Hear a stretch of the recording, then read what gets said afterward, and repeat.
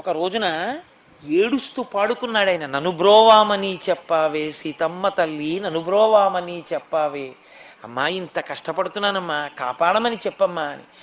ఆయన బాధ ఓర్వలేక సీతమ్మ తల్లి వెళ్ళి, ఏమంటే అంత ఏడుస్తున్నాడే మహానుభావుడు, అంతటి భక్తి తత్పరుడే, అంత కష్టపడి ఆలయం కట్టాడే, అటువంటి వాణ్ణి ఎందుకు అంత బాధ పెడుతున్నారు, ఎందుకు రక్షించరు ఆ రామదాసు గారిని అడిగితే రాముడు అన్నాడు, సీత నాకు కూడా గుండెలు అవిసిపోతున్నాయి రామదాసు కష్టం.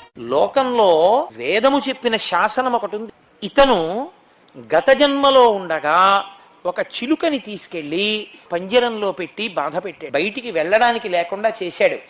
ఆ చిలుక పంజరంలో పెట్టి బంధించినప్పుడు ఎన్ని బాధలు పడిందో అవి ఈ జన్మలో శరీరంతో ఇతను తీర్చేసుకోవాలి.